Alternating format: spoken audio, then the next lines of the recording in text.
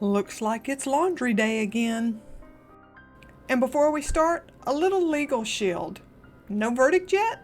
Then it's just gossip with extra syllables. Allegedly. And the first piece of dirt we're going to try to get out is a former church choir leader in Macomb County, Michigan. Thomas Durham, D-U-R-H-A-M. He's 71 years old, out of Washington Township. He was charged with receipts and possession of child pornography following a federal investigation began earlier this year. It started out as a local Warren County investigation, but then they turned all of their stuff over to the FBI in May. Durham is a former member of the Great Lakes Christian Church in Warren. And he's a former bass singer in the New Destiny Quartet. Nice. I have to say the details in this one are pretty disgusting. The victim, or a victim, who knows how many victims there are, told investigators that when she turned 17, Durham allegedly started commenting about her appearance and touching her in a sexual manner, putting his hand on her thigh, and then actually going to her home when she was there alone. Unless you forget, he's 71 years old. So last year, yeah, he would have been 70. I guess he thinks he's quite the stud. I mean, he thinks a 17-year-old is going to be interested in him sexually? FBI investigators said that Durham would bring her alcohol, he would grope her breast, he would grope her groin area, he'd offer her money, food, and after a while he did pressure her into sending him nude images. He also took her to a hotel room, and that's where they had an encounter, and she did agree to have sex with him in July of 2024. She said she thought he would leave her alone after that. Oh, my goodness, these young girls, I wish we could tell them all. It won't make him stop. It won't make any of them stop. And then, according to court records, he then introduced her to another male, another church member. Don't let that skip over you. Another church member. This guy was a mere 16 years older than she was. And the FBI said that this guy, too, coerced her into having sex with him. Wow. Durham, lest we forget, 70 years old at the time, watched them. Watched them have sex. He's just a fine, stand-up Christian guy there. He allegedly, let's not forget allegedly, he threatened to ruin her get a load of this. He threatened to ruin her reputation within the church and her family. How ironic is that? He's going to threaten to ruin her reputation within the church and her family. Wow. Wow.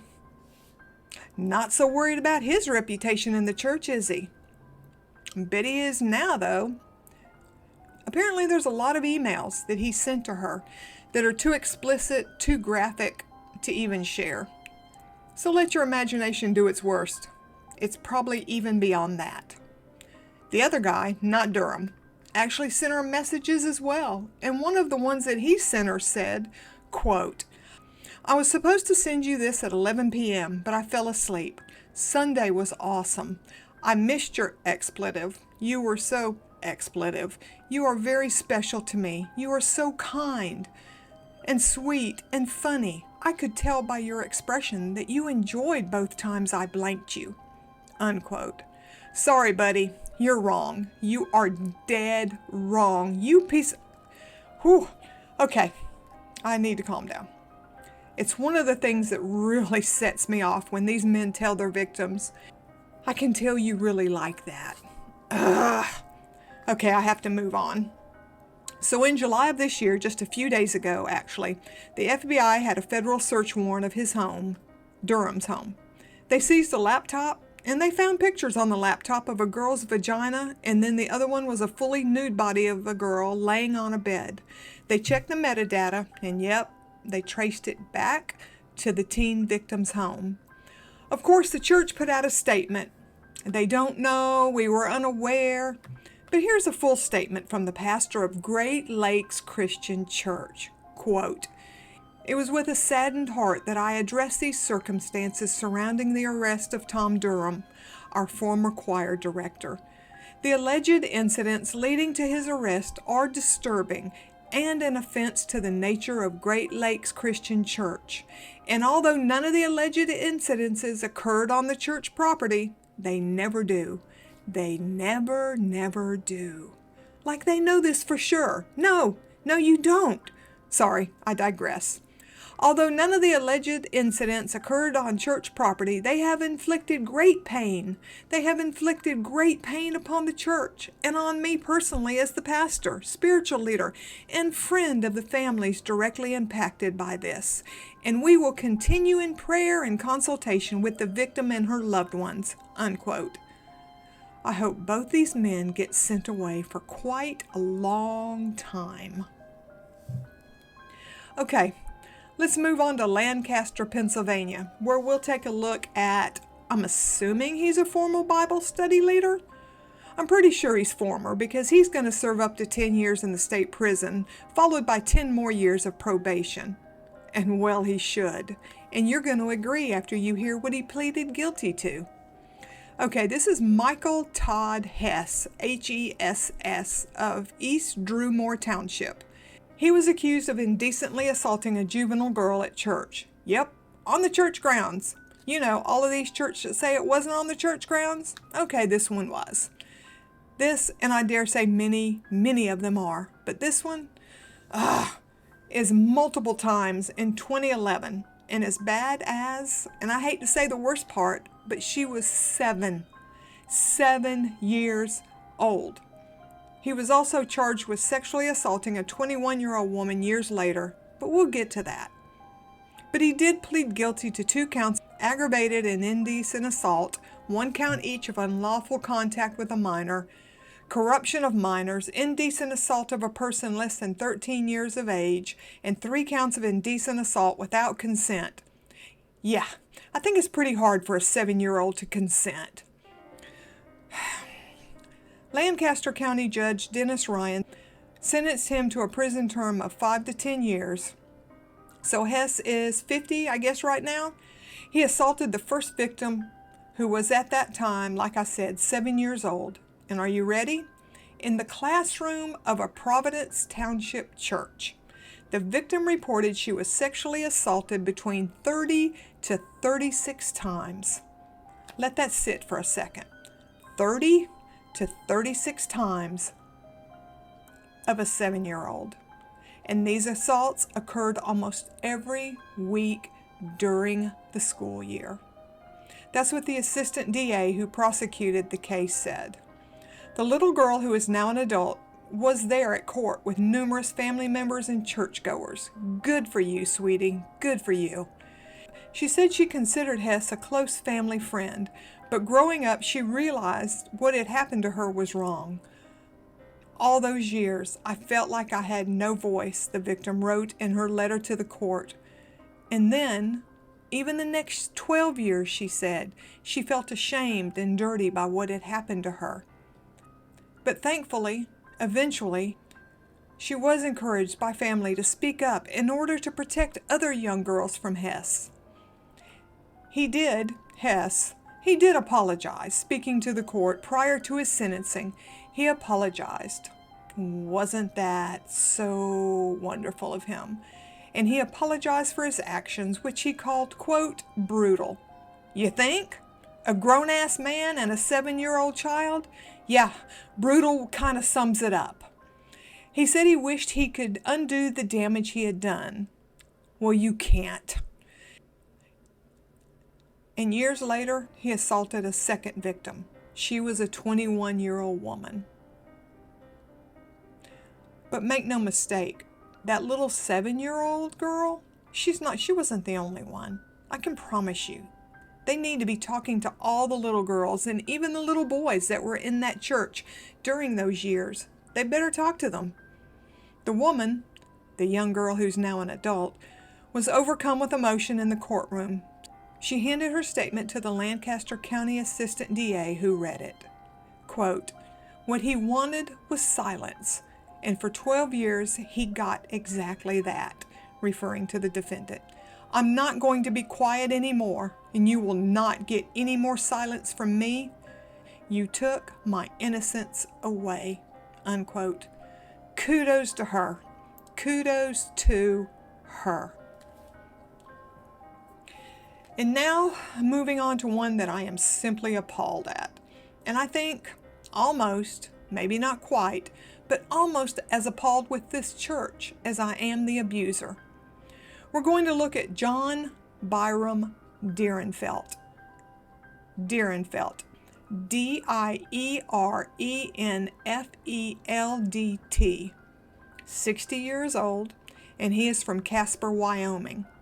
He pleaded guilty to 2 counts of third-degree sexual assault of a minor earlier this month. And then he established a plea agreement to dismiss 2 more severe counts of first-degree and second-degree sexual abuse of a minor. I truly don't know why they let these men do this. Why do they let them plead away the most severe charges?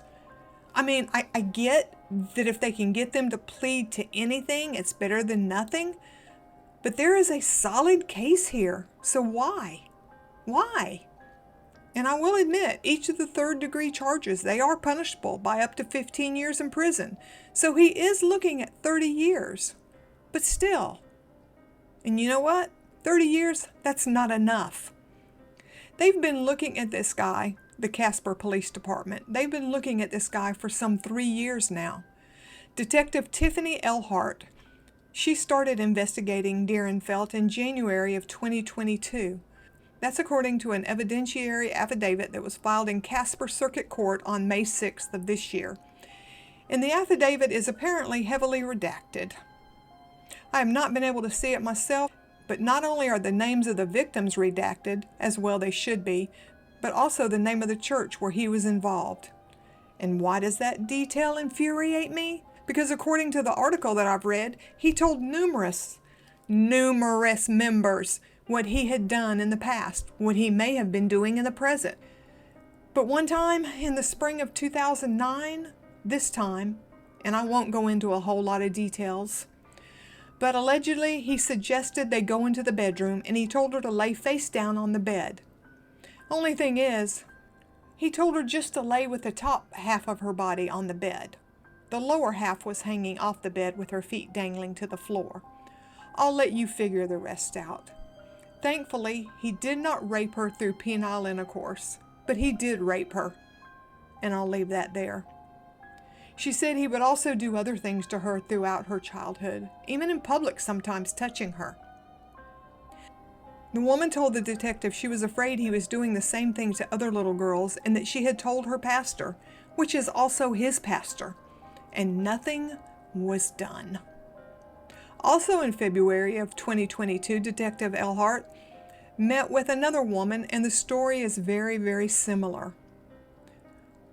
What was really nice with this, though, this brave woman agreed after talking to the detectives. 11 days later, she agreed to call the guy. They called Dierenfeldt, while the detectives sat next to her with a camera rolling. Of course, Dierenfeldt asked for the woman's forgiveness, and he went on to describe his own childhood as being horrible and having endured abuse himself. I don't care. Sorry, truly, I don't care. He said he was bitter when his mother died in 2006 and his father remained alive. We all have stories. I could compare notes. I don't care. The woman did ask him at the time who else he had touched, but he was very vague. He avoided answering questions. He would always bring it back around to his own abuse and his own childhood. Okay. He said in that conversation that he had been in talks with 2 other families from the church. I wonder if they turned him in. And then another alleged victim. Her father called Dierenfeldt and recorded that call. There again, he defaulted to the same thing. Poor, pitiful me. I had such a tough upbringing. I'm so sorry. I'm so remorseful. Let me repeat. I don't care. Then in March, Detective Elhart met with yet another woman that said the same thing. When she was 8 years old, he started molesting her. And this particular victim, her father had been approached by Dierenfeldt. And yep, he apologized for what he had done to his daughter. And again, wanted to explain the abuse he himself had suffered. The detective interviewed the father, and he said they all attended the same church. He said they had known him for over 2 decades. The church excluded Dierenfeldt from activities once the alleged abuse came to light, outside of attending services. So they let him continue to attend services. He just couldn't go to activities. All right. And then again, with this father, Elhart arranged a recorded call too. And once again, poor pitiful me. But he did admit to touching the girl years ago. He said it was around the 4th of July. He touched her in her vaginal area through her clothes. And he said, though, his goal and desire at the time was to touch her. But just outside of her clothes, just outside of her clothes. And another person, her name was redacted as well. The detective learned through that interview with that victim that Dierenfeldt's acts, quote, were becoming more common knowledge at the church as he openly talked with people about them, unquote. He had been asking people to forgive him on a regular basis. Are you kidding me? So that was all in 2022, but we do fast forward to him pleading guilty earlier this month. Even though the church's name is redacted, I'm going to say I do believe I found the church. I could be wrong. I could be horribly wrong. But I have reached out to them and asked why they would not speak up. I won't name them at this time until I hear from them, because like I said, I could certainly be wrong. But I'm pretty confident that they're the ones. Like I said, I reached out to the church and to the pastor, but I haven't heard anything yet. But whether it's this church or not, whichever church it is, they should be ashamed. Deeply, deeply ashamed. But you know what? I bet they're not. Spotless in public, filthy in private. That's why Laundry Day exists, to show the dirt they pray you'll never see.